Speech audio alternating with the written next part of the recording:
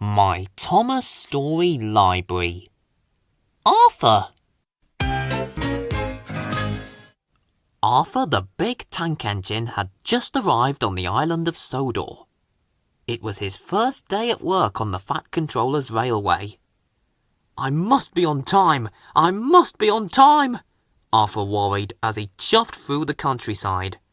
He didn't want to be late. Right on time, smiled the Fat Controller. This is Arthur. He will help you shunt trucks and pull freight. Nice to meet you, said Arthur politely. And he's got a spotless record, the Fat Controller added. What's a spotless record? Whispered Percy. It means he's never done anything naughty, Thomas frowned. At Brendam Docks, the three engines were soon working together. Thomas and Percy knew that they weren't supposed to bump the trucks, but it was such fun! Join in, Arthur! Laughed Thomas. No, thank you, said Arthur quietly. He didn't want to spoil his spotless record. Arthur's first job was to push a line of trucks to the market. He coupled up behind the trucks, which were loaded up with crates of fruit. The trucks, though, were not behaving themselves and sang songs to tease Arthur. Root-toot-toe! Come on, let's go! The fruit's going mouldy 'cause you're too slow! How rude, huffed Arthur. The truck's singing gave Thomas a naughty idea. The Fat Controller doesn't like the trucks to sing, said Thomas. You must tell them to stop. Thank you, Thomas, said Arthur. I will. Arthur puffed steadily out of the docks. The trucks will cause trouble for Arthur if they're not allowed to sing! Laughed Thomas.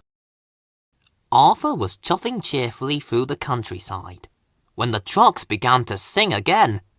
Chug, chug, chuff! You tug and puff, but you're too slow, you've got no puff! No singing, said Arthur firmly. It may be my first day, but I won't fall for your tricks. The troublesome trucks were cross. If Arthur won't let us sing, one truck whispered. We'll teach him a lesson, chimed the others. The troublesome trucks put on their brakes and made their wheels screech and squeak along the tracks. Arthur struggled over bridges and huffed and puffed through tunnels. When poor Arthur puffed to the top of Gordon's Hill, the trucks whooshed down the other side, laughing all the way. Suddenly, Arthur's driver spotted a red signal at the bottom of the hill. He put on the brakes. But Arthur couldn't stop in time. Fruits of all shapes and sizes from the troublesome trucks flew into the air and landed splat, splot, splat all over Arthur. Arthur was terribly sad. It was his first day on the Fat Controller's railway, and his spotless record was ruined. Soon the Fat Controller arrived. What has happened here? He said crossly. The trucks were singing, said Arthur. I told them to stop, but they pushed me too fast. Please, sir, it's my fault, said Thomas sadly.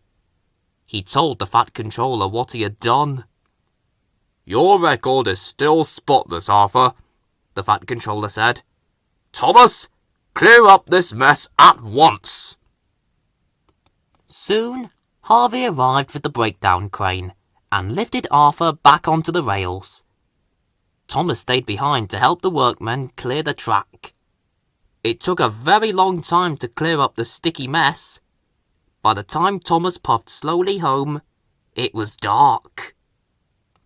When Thomas arrived back at Tidmouth Sheds, Arthur's crew had cleaned the squashed fruit from his funnel. Arthur looked spotless and sparkled from buffer to dome. I'm sorry I played a trick on you, said Thomas. That's all right, said Arthur. Thank you for telling the truth. Well, I never had a spotless record to ruin, smiled Thomas.